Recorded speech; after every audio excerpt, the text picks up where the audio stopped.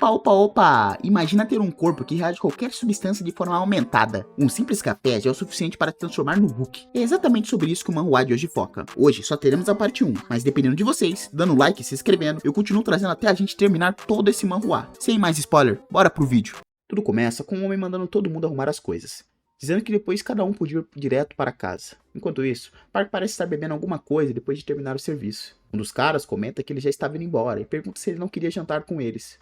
Mas Park responde que tinha coisas mais importantes para fazer no dia seguinte. O homem então diz que só queria saber o que eles estavam tomando, já que ele era o único que não parecia cansado depois do trabalho. A verdade é que Park sempre tomava vitaminas mais cedo, e ele mesmo ficava se perguntando se era possível ganhar tanta força só com aquilo. Na cabeça dele, vitaminas tinham o melhor custo-benefício, justamente quando a pessoa estava exausta. O nome do jovem era Park Haneu, ele tinha 22 anos, e os melhores efeitos vinham quando ele ficava turbinado com as substâncias que ele usava. Foi assim que ele descobriu seu atributo especial, ainda durante o serviço militar.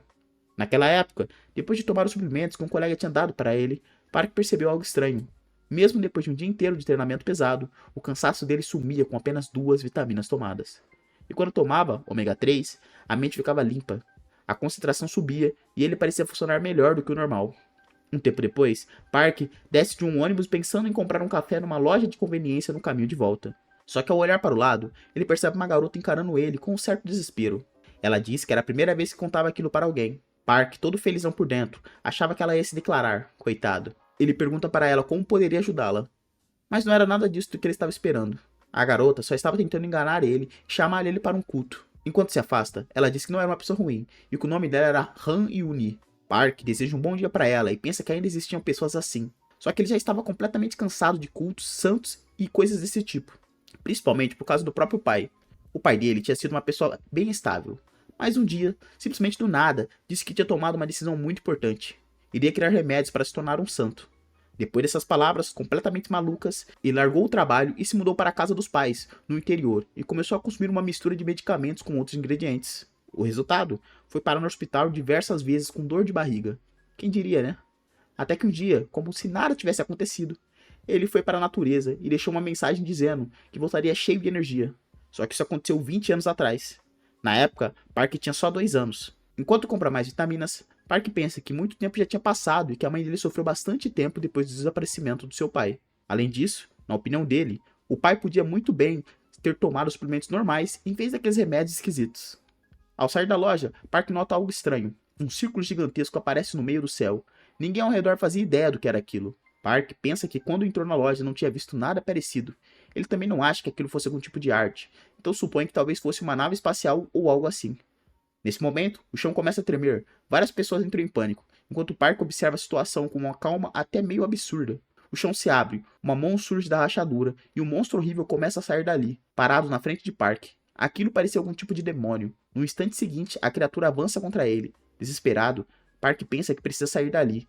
Então o coração dele começa a bater mais rápido, e uma mensagem avisa que os nutrientes serão utilizados. O demônio está prestes a atacar quando o sistema avisa de novo que a energia foi fornecida. Com isso, os sentidos e reflexos do Park são aprimorados. Em questão de segundos, ele consegue desviar do ataque, só que fica confuso porque o golpe pareceu lento demais. No meio daquela loucura, ele se pergunta o que tinha acabado de acontecer. Será que ele sempre teve uma força monstruosa daquele jeito? Talvez fosse por causa dos suplementos, e se for isso, ele poderia fugir dali com facilidade. Só que as outras pessoas ao redor não tiveram a mesma sorte. Elas estavam sendo massacradas por outros demônios. Vendo aquilo, Park fica irritado. Ele começa a correr e pensa que naquele estado, talvez tivesse uma boa chance de vencer. Logo depois, ele chuta o monstro, que é lançado para fora dali. Os dois correm para pegar o porrete, mas o Park chega primeiro, agarra a arma e acerta a cabeça do demônio. Ele percebe que a criatura era bem mais fraca do que imaginava. Logo em seguida, vários monstros avançam contra ele. Park derrota um por um, e em poucos segundos já está cercado por corpos no chão. Sem entender direito o que aconteceu, ele olha para cima e quase não acredita no que vê. Um demônio gigante está parado na sua frente. Ao notar os outros monstros caídos, Park pensa que deveria tentar lutar, já que talvez aquele demônio também fosse mais fraco. Só que em questão de segundos, a criatura já ataca o jovem, e sangue começa a jorrar. Enquanto isso, outras pessoas ainda lutavam contra os demônios. Um homem pergunta o que aconteceria se os monstros fossem até aquele lugar, e o outro responde que também estava morrendo de medo, pedindo para fecharem a porta. Nesse momento, alguém é arremessado para dentro do local e acerta os dois que estavam na loja. Na frente deles, um demônio gigante aparece.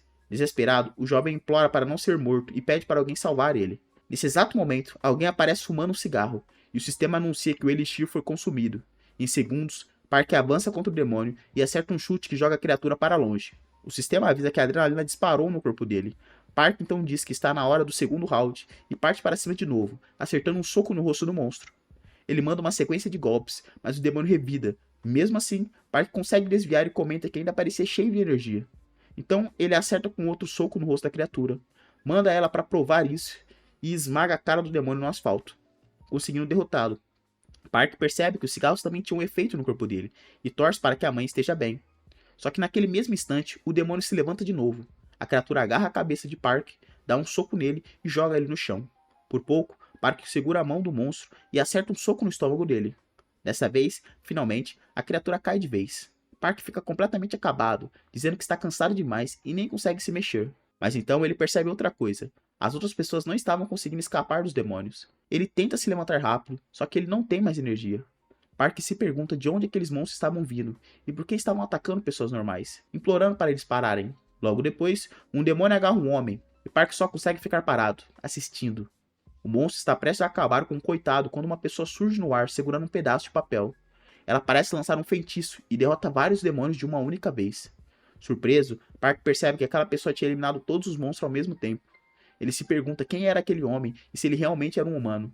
Então uma garota diz que o Park foi muito bem e pergunta como ele conseguiu matar um demônio daquele sem nenhum treinamento. Ela quer saber quem ele é. Enquanto isso, Park só encara tudo sem reação. A garota diz que precisa ver quanto potencial ele tem e pede para ele estender a mão. Park ainda está confuso, mas ela lança um feitiço que puxa a mão dele e começa a analisá-lo. Ao ver o resultado, ela não acredita. Aquilo não era celestial, nem terreno, mas também não era humano. Em outras palavras, Park era um irregular. Mesmo achando triste que aquele garoto tivesse sido escolhido, ela pensa que não podia permitir que alguém destinado a se tornar uma calamidade continuasse vivo. Ela começa a usar magia, pensando que precisava se livrar dele naquele momento. Só que Park agradece por ela ter ajudado, dizendo que se ela não tivesse aparecido, algo muito ruim com certeza teria acontecido. Por isso, ele nem sabia como agradecer. Ao ouvir aquilo, a mulher fica em silêncio. Ela pensa que era uma pena desperdiçar aquelas boas maneiras e aquela energia pura. Então joga uma pílula na boca dele, e Park acaba engolindo. Sentindo um gosto amargo, ele pergunta o que ela deu para ele. No mesmo instante, Park cai no chão. A mulher responde que era um remédio usado para selar o centro de energia dele. Embora não fosse algo usado normalmente para selar demônios incontroláveis, aquela era a única forma de salvar a vida dele. Um dia, os poderes irregulares dele destruiriam a própria vida dele e o mundo ao redor. Mesmo que Park sofresse, era pelo bem maior. Ela pede para ele não odiá-la e diz que se o destino permitir, eles vão se encontrar novamente. Depois disso, a garota vai embora sem nem dizer o próprio nome, e Park fica caído no chão se perguntando o que tinha feito para ela dar aquele remédio a ele. Ele também não entende o que ela quis dizer com irregular, e se aquilo tinha alguma relação com seu atributo especial. Ao se levantar, Park pensa que ela só podia estar de brincadeira. Se ela não tivesse aqueles poderes, estaria no chão com o crânio aberto. Rapidamente, ele vai até uma loja, pega um suplemento e começa a beber. O sistema anuncia que a substância foi consumida. Park decide que daquele dia em diante, usaria esses poderes para sobreviver. Algum tempo depois, ele já está em casa, fazendo um estoque de suprimentos. Ele percebe que bebidas contra a ressaca também funcionam no corpo dele. Lembrando que a garota falou sobre uma calamidade, Park pensa que o remédio que ela deu devia ter algum efeito. Mas por enquanto, ele precisava pegar tudo o que fosse necessário e ir direto até sua mãe. Nesse momento, o celular dele toca. Uma mensagem do governo aparece dizendo que monstros estavam por toda parte e pedindo para ele baixar o aplicativo do departamento para receber mais informações. Prestes a baixar o app, o Park nota que o nome era Precauções Especiais número 24 e pensa que deviam ter criado aquilo às pressas, porque o design era horrível. E olha, quando até no apocalipse o app é feio, a situação é séria. Ele pega o celular, escaneia sua identidade e o aplicativo anuncia que a autentificação foi concluída. Em seguida, ele seria redirecionado.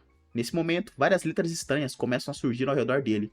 Sem entender nada, Park se pergunta o que está acontecendo. O sistema anuncia que confirmou que ele possui um físico espiritual e por isso começaria a analisar o seu corpo. Park acha aquilo parecido com o que a mulher tinha dito, talvez algo relacionado a tal irregularidade.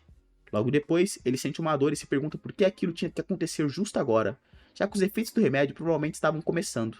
Então ele bebe mais suplementos e percebe que está se sentindo bem melhor. Mesmo assim, a mensagem continua analisando o seu físico. Pouco depois, o sistema anuncia que os resultados da análise do Park foram concluídos. Havia uma matéria azul do vazio em seu corpo, e a sua cor representava a energia da madeira. A chance de obter a água a partir daquela matéria era extremamente rara, e o nome dela era combustível azulado. Chamavam assim porque funcionava como um elixir condensado e guardava a energia de toda a Terra. Enquanto Park espera a resposta do sistema, Fica claro que a energia da matéria azul era um dos ingredientes do remédio que ele tinha tomado. Como a bebida contra a ressaca curou o efeito venenoso do medicamento, apenas a energia da matéria azul permaneceu no corpo dele. Com isso, algo muito interessante aconteceu com o corpo de Park. Desesperado, ele percebe que está quente demais e pensa que seria melhor esperar a febre baixar. Só que Park se sente muito inquieto e tenta achar um jeito de ficar mais confortável. Então tem uma ideia: meditar. Ele lembra daquelas posições que o pessoal faz em filmes de artes marciais e decide ficar assim até a febre passar. Além disso, a posição era confortável. Então, pronto. Problema resolvido do jeito mais estranho possível. Park reclama que deveria ter um físico normal, um corpo comum, como qualquer outro. O sistema então anuncia que os resultados mostram que Park possui um corpo comum, cheio de energia de madeira. Park pensa que a mulher deu aquele remédio porque era considerado irregular, mas não entende o significado dessa energia. Além disso, parecia que os efeitos do veneno tinham desaparecido. Talvez os efeitos dos ingredientes tivessem mudado enquanto ele era analisado. De qualquer forma, era um alívio, porque se a análise mostrasse que ele era o irregular, ele poderia ter sido morto. Então, um sistema de cor diferente aparece, e dele surge um homem cumprimentando todos os cidadãos da Coreia. Ele diz que tudo o que será dito a partir daquele momento é completamente verdadeiro. 10 mil anos atrás, o mundo era um lugar muito mais espetacular do que era agora. Criaturas chamadas monstros vagavam pela Terra, enquanto seres de outros mundos atravessavam galáxias para chegar até aqui. Naquela época, humanos eram mortos e descartados como se não fossem nada. No meio daquele caos, alguns escolhidos receberam físicos espirituais, um poder especial que não possuíam antes. Esse poder adquirido deu aos humanos uma expectativa de vida comparável aos dos monstros. Assim, começou uma era em que qualquer um poderia usar grandes poderes. Mais tarde, essas pessoas passaram a ser chamados de monges. Para fechar os portões dos céus, elas sacrificaram suas vidas por um bem maior, garantindo que os humanos pudessem prosperar na Terra para sempre. Essas pessoas foram lembradas como mitos e lendas, e as suas histórias passaram de geração em geração. Elas continuaram protegendo os portões enquanto a humanidade avançava. Pelo menos era assim que as coisas funcionavam até algumas horas atrás. Todos os monges escolhidos passariam a patrulhar suas áreas designadas para proteger a segurança da humanidade. Além disso, essas pessoas já tinham sido testadas por suas habilidades, o que dava para elas o direito de aplicar a lei quando necessário. Enquanto isso, Park continuou analisando o sistema, se perguntando se era isso que significava encontrar habilidades adequadas para suas aptidões. Neste momento, várias outras telas apareceram na sua visão. Ele se pergunta se tudo ao redor eram habilidades e logo percebe que sim, porque eram exatamente os pontos de onde ele sentia o calor emanando.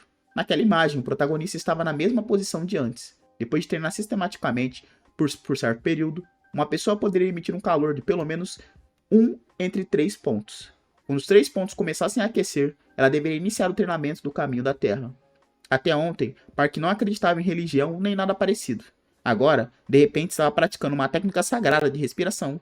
Logo depois, ele começa a meditar e fica surpreso, porque aquilo era muito mais fácil do que ele tinha imaginado. Mesmo com o corpo espiritual, levaria um tempo para conseguir sentir a energia se acumulando nos 3 núcleos. Para algumas pessoas, isso poderia demorar meses ou até anos, dependendo do talento. Com treino suficiente, alguém poderia atingir um estado do vazio, ficando inconsciente até mesmo do ambiente ao redor. Assim, Park dá o seu primeiro passo para se tornar um monge. Quando abre os olhos, ele fica confuso. Várias plantas cercavam seu corpo. Park se pergunta o que era aquilo e quanto tempo tinha ficado naquela posição. Ao pegar o celular, percebe que a bateria acabou, então pensa que deveria haver algum relógio por perto para checar a hora. Só que quando olha, vê que já era 22 de junho.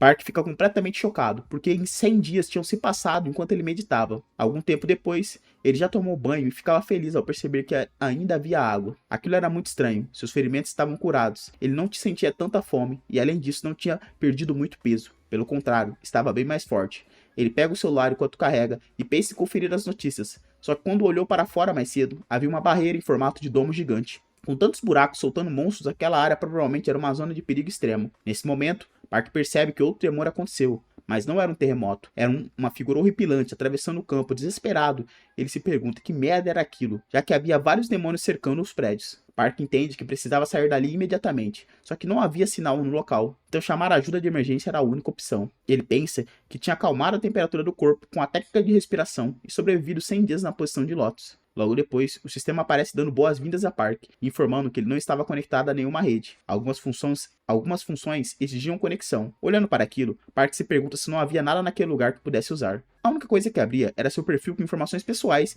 e uma coisa estranha dizendo que ele tinha 2 cópias de talismã disponível. O sistema anuncia que havia 3 talismãs utilizáveis e que, dependendo do apelido da classificação do usuário, talismãs de nível mais alto seriam concedidos. O primeiro se chamava Passos Suaves, uma magia especial de 9º nível. Park acha aquilo fácil demais e se pergunta se era só isso mesmo. Ainda assim, não sente nenhuma mudança no corpo. Só que, quando tenta dar um pequeno passo, acaba batendo o rosto direto na parede. Aí ele entende, do pior jeito possível, que a tal magia especial era real. Park se pergunta mais sobre as outras habilidades. É revelado que uma delas permitia carregar mais peso, enquanto a outra podia criar um tornado de luz. Surpreso, Park pensa se deveria usar aquilo no telhado. Mas havia um problema. Os monstros poderiam ver a luz e vir atrás dele. Além disso, ele tinha copiado a técnica de respiração da última vez. Então decide analisá-la melhor. O sistema anuncia que o treinamento era dividido de 1 a 10 estrelas, e depois da 5ª estrela, ele poderia usar técnicas da natureza. Park fica animado ao perceber que também podia aumentar os níveis, mas essa esperança morre rápido. Para subir uma estrela, serão necessários pelo menos 10 anos, ou seja, ele precisa de uns 70 anos para usar uma daquelas técnicas. Mesmo assim, Park decide verificar quantas estrelas tinha primeiro. Era assim que ele poderia avaliar a si mesmo, colocando energia nas duas mãos e verificando os anéis de energia na mão esquerda. Então Park começa a canalizar a energia nas mãos. O número de anéis representava seu nível de estrela, mas no mesmo instante, ele fica surpreso com o que vê. Antes que consiga entender direito, o monstro começa a avançar contra ele. Park precisa encontrar algo que ajude rápido, porque em questões de segundos, um tigre já estava na porta, começando a atacar. O tigre avança e rasga o ombro de Park Han-eu, só que na China antiga existia uma técnica chamada método de absorção, uma habilidade capaz de roubar a vitalidade de uma fera. E naquele momento, Park acaba mostrando algo muito parecido com isso. De forma absurda, ele consegue usar uma arte de 6º nível e derrota a besta. Enquanto isso, uma aura verde começa a envolver o corpo dele. Park percebe que só sobreviveu porque encontrou uma habilidade extremamente útil, mas logo em seguida desaba no chão. O sistema anuncia que o músculo havia se formado, que o sangue dele estava estável e que a produção de glóbulos vermelhos tinha aumentado drasticamente. Então um brilho verde começa a sair do olho de Park. Olhando para a própria mão, ele se pergunta o que estava acontecendo. Por que ele conseguia sentir uma quantidade enorme de energia correndo pelo corpo inteiro? Park supõe que seus nutrientes tinham sido reabastecidos quando ele absorveu a energia daquele monstro. Mesmo assim, aquilo era ótimo, porque aquela energia deveria ser o suficiente para aguentar depois de usar o tornado de luz. Ao olhar para o lado, ele percebe que algumas plantas brotaram no corpo do monstro. Park diz que com certeza aquilo não estava ali antes, então decide pegar, já que poderia ser útil. Enquanto caminha, ele percebe que só consegue usar um broto por vez, e se tivesse tempo para absorver a energia dos monstros antes de finalizá-lo, poderia fazer algo muito melhor. Só que naquele momento, era melhor evitar problemas demais. Ele precisava aguentar até a equipe de resgate chegar. Observando a habilidade Tornado de Luz, Park pensa que em algum momento teria que usá-la. Só que o outro monstro aparece e parte para cima dele mais uma vez. Como resultado, Park ativa a habilidade de novo e acerta um soco na criatura. Ele pensa que não tinha tempo para relaxar. Precisava se levantar rápido e chamar o resgate usando o Tornado de Luz. Mas toda vez que tentava avançar, acabava encontrando mais monstros, e ele derrotava um atrás do outro. Só que aquilo simplesmente não acabava. Eles continuavam vindo. Algum tempo depois, Park finalmente chega ao terraço do prédio e fica completamente chocado com o que vê. Um monstro gigantesco estava parado bem perto dele. Olhando aquela cena, Park pensa que devia estar ficando louco. Nesse momento, outro monstro aparece atrás dele. Mesmo assim, Park decide que era tudo ou nada. Ele corre em direção ao monstro gigante e começa a usar tornado de luz.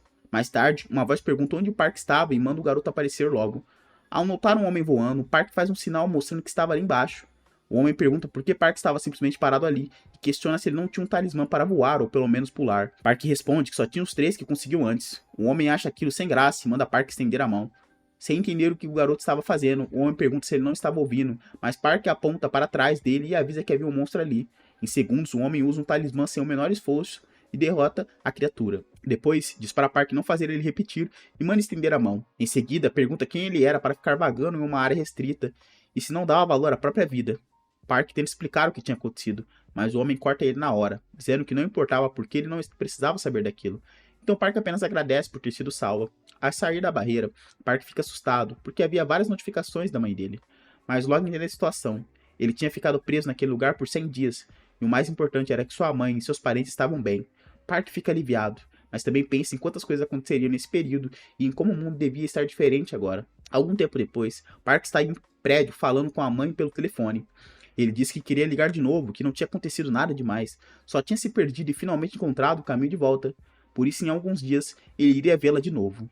Outro homem pergunta se ele terminou a ligação, e Park responde que sim, pensando no alívio de saber que a sua mãe e seus parentes pareciam seguros agora. Logo depois, um homem entra correndo na sala, desesperado, perguntando se Park era quem estava pensando. Outro se apresenta, dizendo que era um dos discípulos sob o comando da unidade regional. Só que o primeiro homem nem liga para isso, e manda o oficial sair da sala. Ele ordena que vá embora e diz para não fazê-lo repetir. Pouco depois, o homem pergunta se Park tinha aprendido a técnica ascendente antes mesmo de seu portão celestial se abrir. Park responde que não, então o homem pergunta se ele era digno de acordar seu mestre adormecido. Park apenas observa a situação friamente. Nesse momento, uma tela do sistema aparece diante dele e o homem pergunta se Park conseguia vê-la. Ele pergunta se estava escrito ascendente e explica que havia 9 altos níveis no total. A maioria dos despertos eram discípulos que podiam ser chamados de santo, e o nível mundano era o mais alto. Porém, aquele homem tinha sido reconhecido por suas qualificações e acabou classificado como um ascendente sob seu mestre. Idade e origem não importavam. Quem acumulava mais treinamento como discípulo era considerado o sênior, não necessariamente o mais velho. Por isso, Park deveria fazer o melhor possível por seu sênior. Essa era a regra não dita. Park pergunta se ascendente era o nível mais baixo e qual era o nível do mestre dele. Isso irrita o homem, que manda o Park não falar do que não sabe.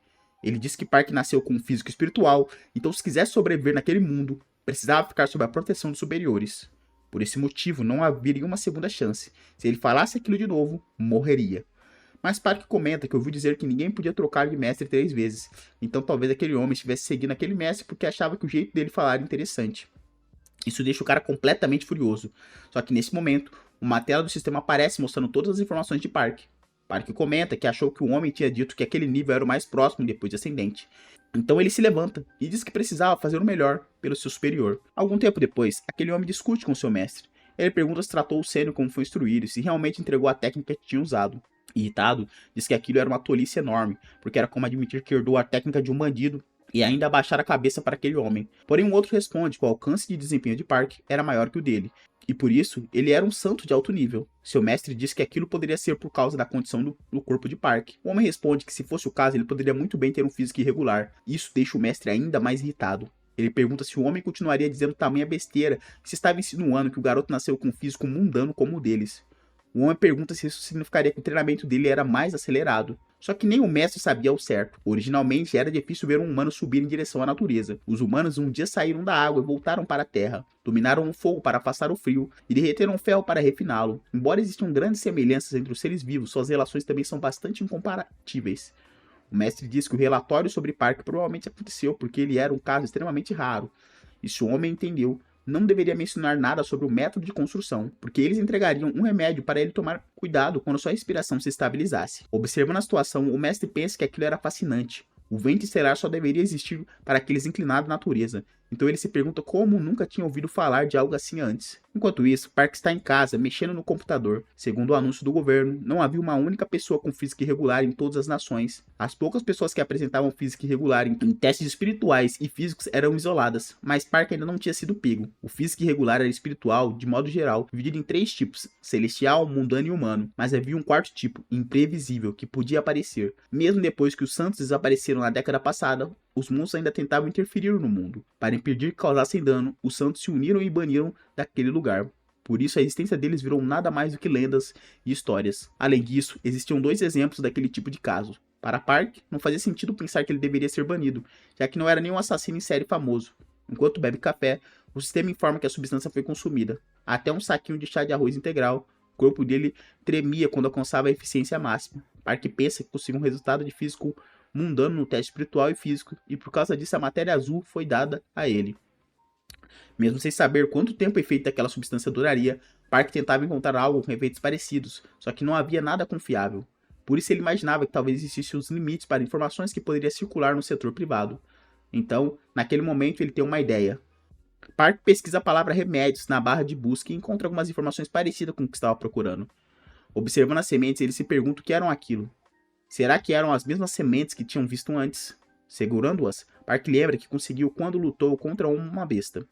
Ele pensava que elas eram mais comuns do que tinha imaginado no início. Ao pesquisar online, vê que não havia imagem sobre a germinação daquelas sementes. Então faz uma postagem anônima perguntando se alguém já tinha visto aquelas sementes antes. Aquelas eram ervas do purgatório, plantas que cresciam naturalmente perto do rio Stygia. Se forem comidas cruas, deixariam uma pessoa doente, porém as condições para a germinação eram muito restritas, tornando extremamente difícil obter sementes germinadas. Park percebe que as que ele tinha já estavam germinadas, então decide fazer um experimento com as que ainda não tinham brotado, usando a técnica de respiração do vento estelar nelas. As sementes começaram a crescer na mão dele. Um homem entra no quarto gritando, mas Park já não estava mais ali. O homem se pergunta se ele tinha fugido, então vasculha o quarto para ver se Park tinha roubado alguma coisa. Ao abrir a geladeira, descobre que o garoto tinha levado um de seus pêssegos. Em outro lugar, Park continua experimentando com as sementes. Pouco depois, uma pequena árvore cresce. Park Hae-woo comenta que só respirou por 2 horas e aquilo já tinha crescido bastante. Admirando o resultado, ele pensa que por meio da respiração, a energia é trocada com tudo ao redor. Como esperado, a técnica do vento estelar tinha o poder de fazer plantas crescerem. Se ele continuasse cultivando ervas usando aquilo, não teria problemas para viver como irregular. Então Park consome o broto da Era do Purgatório enquanto respira. Ele sente o calor se espalhando de forma parecida com a matéria azul, só que a sua aura vermelha desaparece e Park se pergunta se fez algo errado. Ele tenta de novo, mas a aura desaparece mais uma vez. Park diz que achou que estava funcionando e se pergunta por que a parte da energia ficou no baixo do abdômen. Confuso, ele imagina se isso aconteceu porque a matéria azul do vazio era uma substância de qualidade superior. Mastigando o broto, Park decide tentar mais uma vez. A aura vermelha retorna, mas dessa vez o calor é diferente. Então ele se lembra do que leu na internet sobre energia Yin.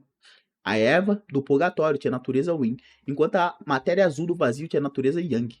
Park se pergunta se isso significa que precisava aprender uma técnica de absorção de energia Yin. Mas se encontrasse energia misturada, sua vida poderia correr perigo, como antes. De qualquer forma, ele pensa que era um alívio. Apesar das baixas da eficácia, o poder ainda podia aumentar. Então Park arranca uma pequena árvore, mas um barulho acaba assustando ele. Era só uma mensagem no celular. Ao ler, vê o aviso de que o filho de sua majestade morreu e que todos deveriam tomar cuidado com a chuva. A mensagem pede para todos os moradores evacuarem imediatamente. As pessoas entram em pânico, se perguntando por que não foram avisadas antes. Logo começa uma chuva pesada e vermes aparecem na rua. As pessoas dizem que seriam menos perigosos se ninguém tocasse neles. Park percebe que havia uma barreira protetora ao redor do prédio e sente alívio por ter seguido aquelas pessoas até ali. Fora do prédio, alguém grita por ajuda. Um pássaro monstruoso enorme aparece diante de uma mulher e Park fica chocado com o que vê. A ave usa as garras para levantar a mulher e jogá-la em um ninho cheio de vermes. O monstro então observa as pessoas dentro da barreira. Um homem assustado diz que se tivesse se atrasado, ele estaria naquela situação. Park Hae-woo ativa suas habilidades, pensando que deixar uma pessoa saudável morrer não fazia sentido. Então sai da barreira para enfrentar a criatura. Ele acerta um golpe na cabeça do pássaro, que cai facilmente no chão. Park pensa que não se lembrava de ser tão forte, e se pergunta se aquilo era por causa das ervas do purgatório que consumiu antes. Mas logo percebe que aquela chuva intensa era as lágrimas do Rei Dragão, e ele acabou consumindo aquilo também. A água fazia as árvores crescerem mais e ficarem mais fortes, porque ativava e amplificava sua energia do elemento natureza. Agora Park conseguia fazer qualquer coisa. Por isso, ele decide usar o refinamento de artefato em sua árvore, que agora se transformava em uma lâmina mata-demônios. A ave se levanta de novo, furiosa, e avança contra o jovem. Park se defende, pensando que se abaixasse a guarda seria empurrado para trás. E se ele não tinha muito tempo antes de bater na barreira protetora, então precisava aguentar. Logo depois, a criatura abre uma brecha, e Park aproveita para atacar, só que o golpe nem arranha o monstro. Ele se pergunta se aquilo era por causa da lâmina mata-demônios. A ave se levanta de novo, com os olhos fixos na lâmina, porém decide atacar a mulher caída no chão. Park salva a mulher, e ela agradece. Ele responde que ainda era cedo demais para se sentir aliviada. A ave fica enfurecida ao ver os dois tentando escapar e ataca. A mulher consegue voltar para dentro da barreira, mas o Park Hae-woo não tem a mesma sorte e acaba batendo contra a parede.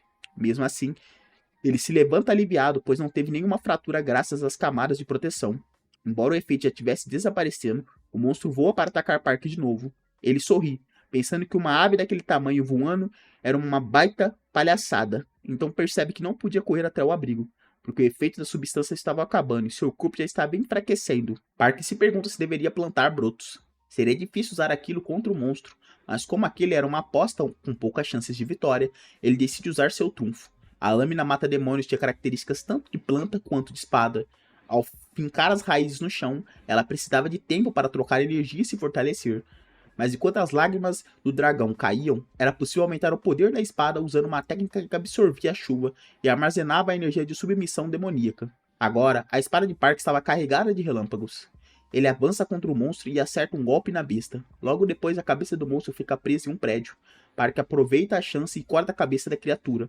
As pessoas assistindo não conseguiam acreditar que aquele garoto matou aquela coisa.